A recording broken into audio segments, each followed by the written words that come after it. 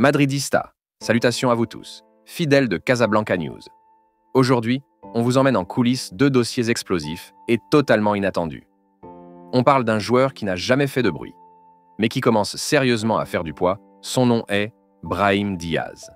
Et le Real Madrid a discrètement discuté en interne d'un nom que peu auraient imaginé, celui de Miles Lewis Skelly, joyau anglais de l'académie d'Arsenal. C'est parti. Selon les sources les plus fiables du club, Marca, Relevo, AS, Brahim Diaz est à deux doigts de prolonger son contrat avec le Real Madrid. Un accord a été trouvé, le contrat irait jusqu'en juin 2027, voire 2028, avec une année optionnelle. Et le plus important, l'annonce pourrait tomber avant même le coup d'envoi de la Coupe du Monde des clubs. Le joueur aura un salaire revalorisé, mais toujours très raisonnable pour un effectif galactique. Sa clause libératoire, elle serait revue à la hausse, dépassant les 400 millions d'euros. Un signal clair, le Real veut le garder et surtout empêcher toute approche extérieure. Pourquoi maintenant? Et surtout, quelles conséquences pour les autres joueurs offensifs? Restez avec nous, on vous explique tout. Brahim Diaz n'a jamais eu la hype d'un Vinicius ou d'un Mbappé. Mais ce qu'il a prouvé cette saison, c'est qu'il est fiable, très fiable. 8 buts, 6 passes décisives, toutes compétitions confondues. Utilisé sur les ailes, dans l'axe, ou même comme faux neuf. Ce joueur est devenu l'arme discrète du Real. Et c'est justement ce profil que Xabi Alonso veut mettre en avant. Un joueur polyvalent, obéissant, constant, capable de presser, défendre et attaquer. Brahim incarne cette nouvelle ère du Real Madrid. Un football collectif, mobile et exigeant. Souvenez-vous, entre 2020 et 2023, Brahim était en prêt au Milan AC. Beaucoup le voyaient comme un joueur de rotation sans avenir à Madrid. Mais il a travaillé en silence.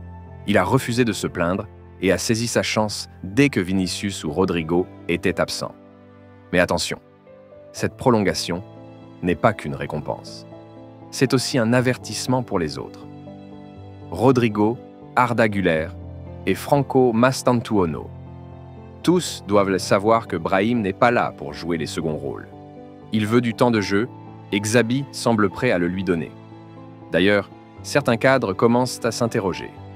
Rodrigo, en particulier, commence à craindre une perte de minutes avec l'arrivée de Mbappé, l'explosion d'Endrick et maintenant la prolongation de Brahim. Ce n'est pas tout. Brahim a été approché par plusieurs clubs ces derniers mois. Arsenal, le Milan AC et même des clubs saoudiens lui ont proposé des salaires 3 fois plus élevés. Mais lui, il a été clair avec ses agents. « Je veux réussir au Real Madrid. Je ne partirai pas. » Voilà un message que Florentino Pérez adore. Et c'est ce qui a convaincu la direction de le prolonger. Pas seulement pour ses stats, mais pour son état d'esprit.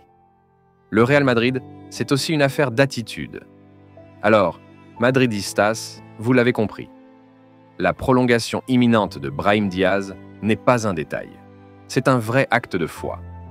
Le Real Madrid prépare l'avenir avec un joueur discret, mais redoutablement efficace. Et Xabi Alonso, qui connaît le goût du sacrifice, le sait. Dans un vestiaire plein de stars, il faut des joueurs de l'ombre capables d'illuminer un match à tout moment. Et vous, que pensez-vous de cette prolongation? Brahim mérite-t-il d'être un titulaire régulier la saison prochaine? Faut-il sacrifier Rodrigo pour faire plus de place à Brahim? Maintenant, passons à Miles Lewis Skelly. Vous ne le connaissez peut-être pas encore. Mais dans quelques mois, ce nom pourrait résonner très fort dans les travées du Santiago Bernabéu. Est-ce le prochain Camavinga? Un futur Bellingham version 2.0? Ou un nouveau coup de génie du Real Madrid sur le marché des jeunes cracks? On vous explique tout. Le profil du joueur, sa situation contractuelle, la stratégie madrilène et les risques énormes pour Arsenal. Miles Lewis Skelly, c'est un milieu de terrain ultra complet, formé à Arsenal. Âgé de 17 ans seulement, il a déjà impressionné tout le staff des Gunners. Puissant, rapide, très à l'aise techniquement. Il peut jouer en 6, en 8 et même en latéral si nécessaire. Ce gamin a brillé en FA Youth Cup, a fait la pré-saison avec les pros et est considéré par beaucoup comme le successeur naturel de Declan Rice en sélection anglaise. Ce n'est pas un hasard si plusieurs clubs européens le suivent déjà, mais un seul semble vouloir frapper fort à l'avance. Et c'est le Real Madrid. Lewis Skelly est actuellement en fin de contrat aspirant. Arsenal veut le prolonger, évidemment. Mais d'après plusieurs sources anglaises, les négociations ne se passent pas bien. Pourquoi? Parce que le joueur et son entourage doutent du temps de jeu qu'il pourrait avoir à court terme, surtout avec des milieux comme Rice, Partey, Ødegaard ou Jorginho devant lui. L'ambition du joueur est claire: jouer très vite au haut niveau et ne pas rester bloqué chez les U21 pendant 2 ou 3 ans. Et c'est là que le Real Madrid entre en jeu. Selon des informations confirmées par The Sun et The Guardian, le club merengue a discuté en interne de la possibilité de le recruter libre en 2026, si Arsenal ne parvient pas à le prolonger. Une stratégie qui rappelle celle menée avec d'autres jeunes cracks ces dernières années: Jude Bellingham, arrivé à 19 ans et déjà patron; Arda Güler, signé à 18 ans; Endrick, déjà prêt à débarquer; et plus récemment, Franco Mastantuono, joyau argentin de 17 ans. Miles Lewis-Skelly s'inscrit parfaitement dans cette logique. Un profil jeune, travailleur, intelligent, technique, exactement ce que le Real recherche pour préparer l'avenir. Ce qui rend ce dossier encore plus intéressant pour Madrid, c'est l'aspect financier. Si aucune prolongation n'est signée avec Arsenal, Lewis Skelly sera libre de négocier avec n'importe quel club en janvier 2026. Le Real pourrait alors agir comme il l'a déjà fait dans le passé, notamment avec Fran Garcia ou même David Alaba, tous arrivés libres ou à très bas prix. Le coup parfait pour Florentino Pérez, qui adore ce genre d'opportunité à fort potentiel, sans grosse prise de risque économique. Arsenal est sous pression. Le club sait qu'il doit agir vite. D'après plusieurs médias proches des Gunners, une offre de prolongation a déjà été transmise, incluant un meilleur salaire, des primes et surtout des promesses sportives. Mais rien n'est encore signé. Et si la situation stagne, le Real Madrid pourrait accélérer les discussions à partir de 2026, voire même tenter une approche informelle dès cet été.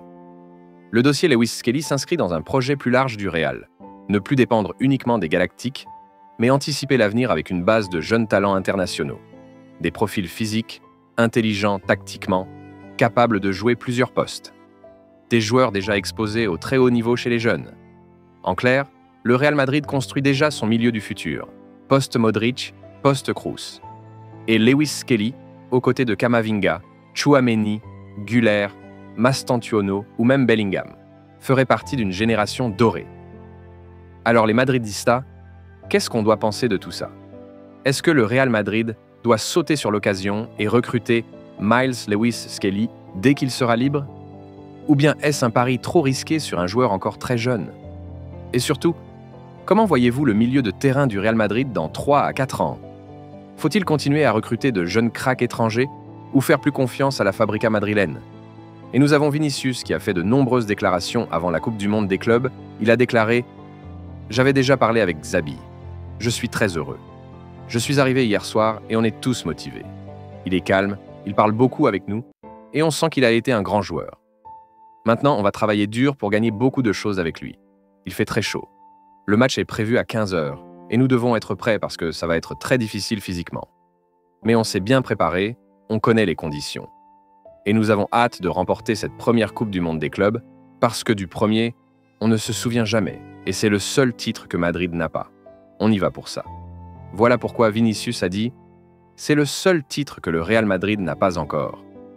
C'est parce que le Real Madrid a gagné la version classique de la Coupe du Monde des clubs, record absolu, mais n'a pas encore remporté la nouvelle version 2025, format type Coupe du Monde, qu'ils joueront cet été. » Merci à tous les Madridistas qui nous suivent chaque jour ici, sur Casablanca News.